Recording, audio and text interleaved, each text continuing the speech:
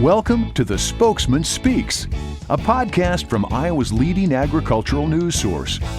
Brought to you by the Iowa Farm Bureau. Now, here's your host. Welcome to the April 27th edition of the Spokesman Speaks podcast. I'm Zach Bader, and we appreciate you tuning in for this special episode featuring U.S. Senator Chuck Grassley. Typically, we're in between episodes right now, but when Iowa's senior senator calls in for a one-on-one discussion about COVID-19 relief for farmers, you break the mold and get that news out to farmers as quickly as possible. Of course, if you're already a subscriber to the Spokesman Speaks podcast, you were the first to know about this exclusive interview. If not, you can find us in your favorite podcast app and subscribe to never miss a future episode. So what does Senator Grassley have to share about current and future COVID-19 assistance through the federal government? Spokesman editor Dirk Steimel has the story.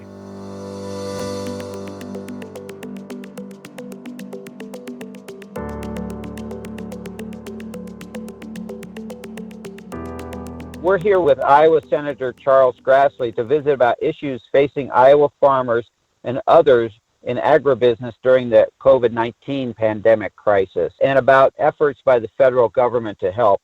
Good afternoon, Senator. We visited a little bit, but how are things going on your farm? 95% of the corn is in as of Saturday, and probably could finish today or tomorrow, and then immediately start beans, and pretty good condition. I've been in my farmhouse and not leaving the neighborhood for 4 weeks now, and I'm anxious to get back to Washington and work on the country's problems and try to get this country back to normal. Hopefully it'll be announced that we'll go in next Monday, and I hope that's the case. This is the first pandemic the United States has been through in 100 years, and probably not the only one, but it's different from this standpoint that this is the first time the governments have shut down the economy, and I think we have a responsibility to get it going again, and you've seen some of our actions we take to do that. But I have great hope about the future of our country and getting back to normal and get the economy back, and particularly helping the really detrimental impact it has on agriculture. I enjoy working with Governor Reynolds and Naig and Senator Ernst on these issues as well. What can I do now in the way of speaking specifically about some things you're interested in? Well, thank you, Senator. Agriculture Secretary Sonny Perdue recently announced a broad outline for assistance to farmers through the CARES Act. Do you have any more details on how those payments will be structured and when farmers could see them? The point is that I don't have the details I think that you're going to want. I've had conversations with him on this subject, and with the question that I started my conversation with him about a week ago, when's the money going to get out? And he's just cautious in saying by June the 1st. There's problems that we have with software, writing regulations for livestock. That's never been handled before, but I don't have details, and I don't know they're fully worked out yet. But the $19 billion that's in the CARES Act is going to go out, maybe not soon enough, but it's going to get out. And what have you been doing besides basically working with the administration to address farmers' concerns and their need for payment sooner rather than later? Have you been working on that? Yeah, I've had conversations with Trump a week ago Saturday night, Pence a week ago yesterday afternoon on Sunday, 3 or 4 conversations with Pence that have been one-on-one or with other senators involved on a couple occasions. Chief of Staff of the President, Meadows. I've had conversations with Bill Northey about it. But more importantly, just representing the constituents, I've had to have telephone conversations from the farm here because you can't go to any of these meetings that have more than 10 people. Iowa cattlemen, Iowa pork producers, independent producers, local farmers I've talked to, and it's necessary to get all that information. I've even had discussions with bankers, and in a non-agricultural way, we've had telephone conversations with hospital people. Now, I'm talking about maybe these are big conference calls that maybe you'd have 100 or in one case 1,000 people listening in, but with chambers of commerce in 3 or 4 cities, with hospital people. The problem that we have, and I know you're reporting on agriculture, but it touches almost every facet of our economy, not only in Iowa, but in the nation as a whole. And all I can say to people is I'm going to try to get what you need in the way of helping farmers, hospitals, etc. But all I can say is I want to, first of all, get a message of hope out there, because I actually think as bad as this is, even though this is very unique, shutting down the economy, I do think that we have been through worse things than this, and we'll get through them before. And I think in agriculture, farmers losing their farms in the 1980s, I hope that's not repeated, but we got through that. The only thing is you end up with less farmers farming, and that's a sad situation because people love to farm, as I've loved to farm since 1960. Senator, a big issue in Iowa, and of course, is the closing or the slowdown in meat production plants, especially for farmers who have cattle and hogs ready to go to market. What do you think can be done to make sure that meat plants can stay open while continue processing pork and beef while still protecting workers? Well, I think the main one is to have confidence for workers if they will come to work, because you just can't take people off the street and immediately start cutting up a hog. Confidence that it's going to be a safe place to work. This was part of my conversation with Chief of Staff Meadows Saturday night, and he said he had just signed, I guess you'd say he signed off on an executive order, probably coming from the CDC, with protocols so these companies would now only be encouraged to get back to work, but would get back to work.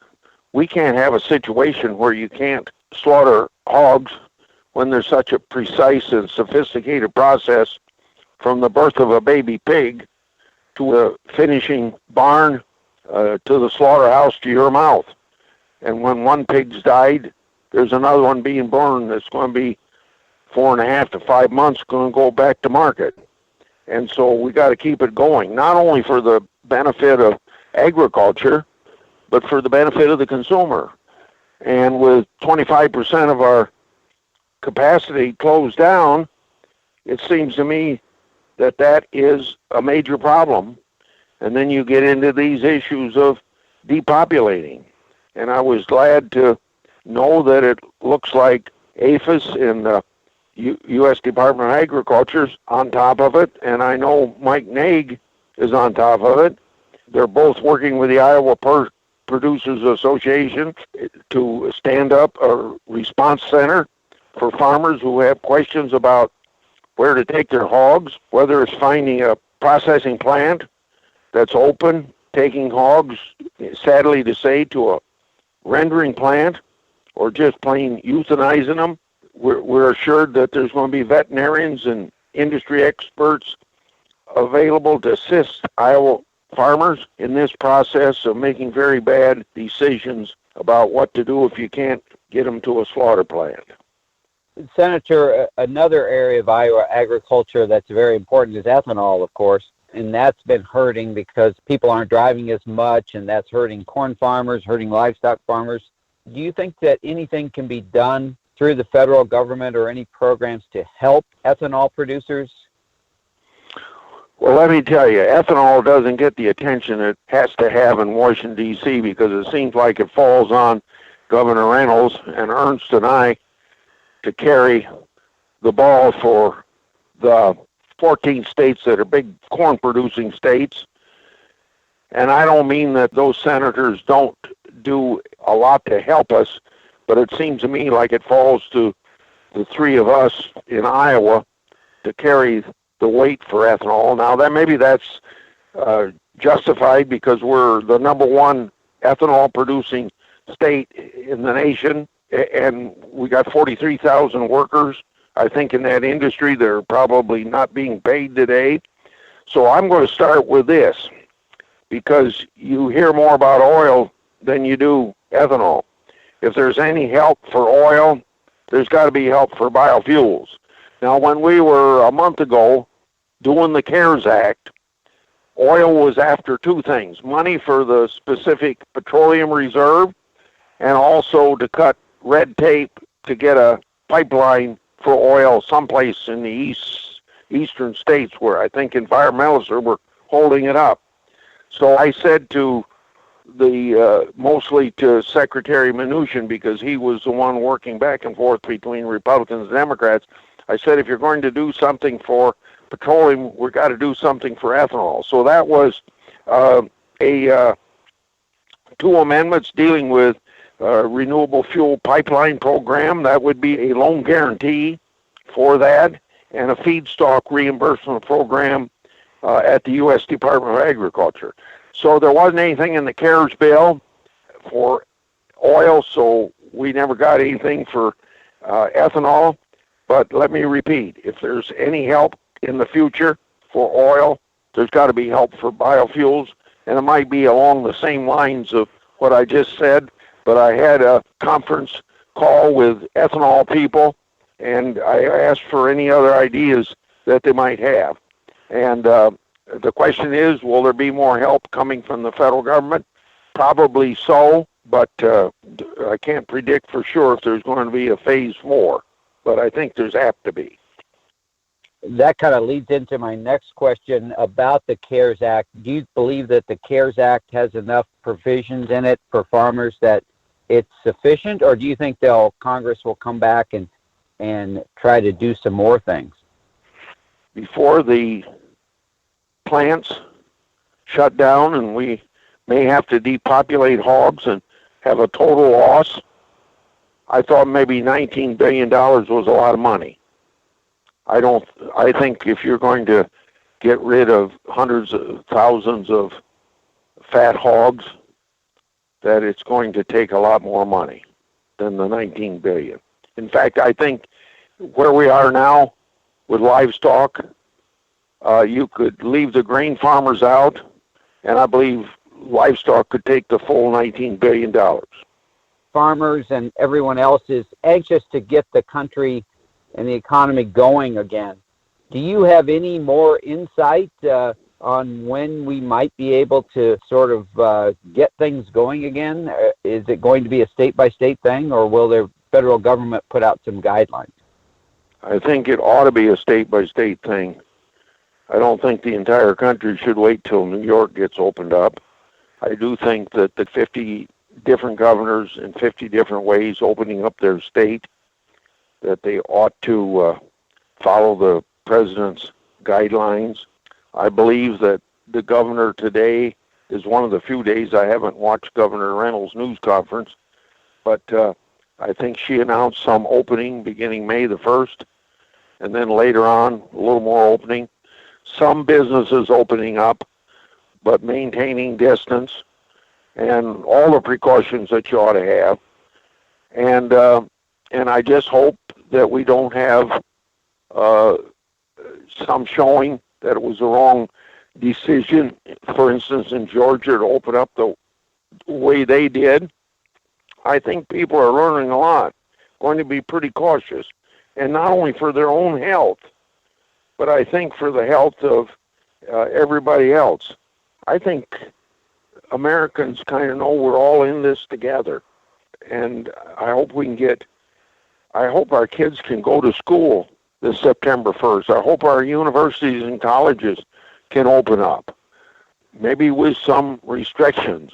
I don't know whether we can have football games this fall or not, but I sure hope so. I'd like to see some baseball before the summer's out. We'll just have to take it a step at a time, and those steps at a time will be done 50 different ways. Senator, last week Congress passed new funding for the Paycheck Protection Program. Will that be helpful for farmers, do you think? Yes, farmers can qualify for that. All farmers are eligible for the program, and we know that especially for small business and farmers who have employees, it's a very essential program for them.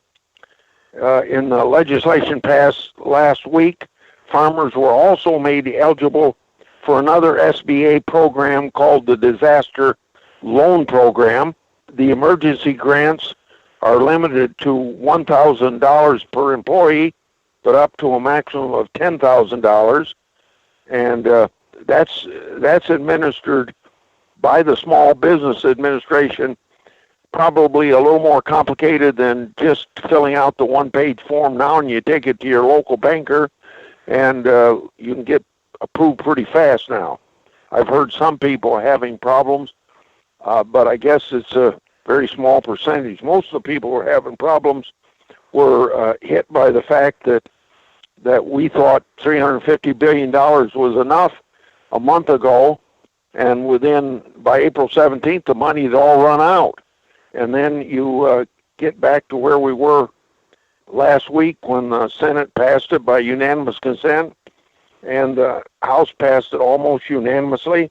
Another $310 billion is out there, plus I think about $60 billion in this program that I called the Disaster Loan Program in SBA.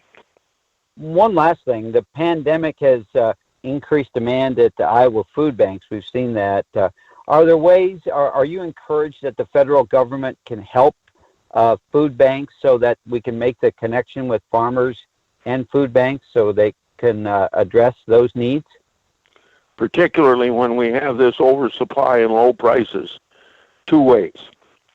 Making sure that farmers have a little more income as a result of the government buying when consumers are buying less and the economy slowed down, plus the consumer having some certainty of food supply. And for those that income isn't enough and food stamps isn't enough, then the food bank's very important. And I compliment today's announcement by NAIG and Governor Reynolds that they're opening up something called the Pass the Pork program, where Iowa pig farmers, in conjunction with the pork producers, will donate pigs to the Iowa Food Bank feeding programs. That's very important. It's sure better than depopulating hogs when there's people that need it. And the reason why not only income for people to buy food, but food stamps if they don't have enough income, and three, if those two don't provide enough food, it's very important that we don't let happen what the old wives' tale has often said, that people are only 9 meals away from rioting. And you can imagine how people go to the malls on Black Friday after Thanksgiving, and they're fighting with each other to buy some fancy technical product that's on sale and brand new, getting it at a lower price. You can imagine if kids are starving, what they might be doing to get food. And that also speaks to the importance of the 2% of the people that are farmers producing for the other 98%.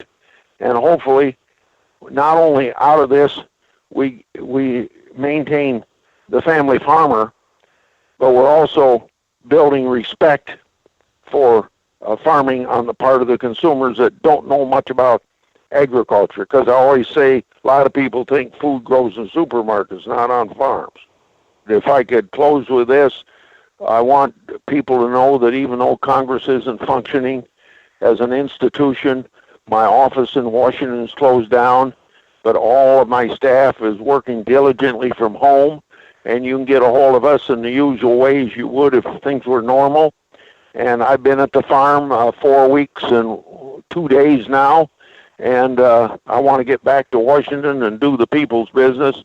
In the meantime, I try to conduct all the business that I have to do through my own voice and time, the way I have with you, Dirk, and I thank you and the Iowa Farm Bureau for fighting for American farmers.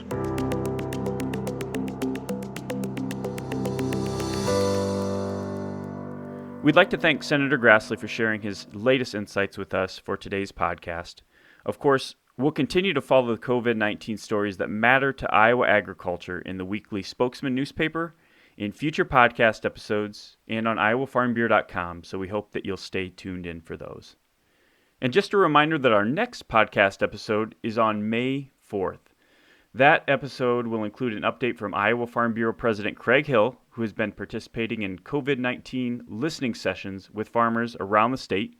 So we'll be discussing what's being revealed by those sessions. And we'll have Dr. Dan Thompson, who's the host of RFD TV's nationally televised Doc Talk program, and he's the new chair of the Animal Science Department at Iowa State University. So subscribe to the Spokesman Speaks in your favorite podcast app to catch that episode and all of the stories that we'll be bringing you in the weeks to come. Until next time, I wish you and your family a safe and successful week of planting. Thanks for reading The Spokesman, and thanks for listening to The Spokesman Speaks. Thank you for listening to The Spokesman Speaks, a podcast by Iowa Farm Bureau. Check out more podcasts and articles from The Spokesman at iowafarmbureau.com/spokesman. You can also find and subscribe to the Spokesman Speaks podcast in the Apple Podcasts app, Google Play, and other popular podcast apps. We appreciate your ratings and reviews and welcome your feedback at podcast@ifbf.org.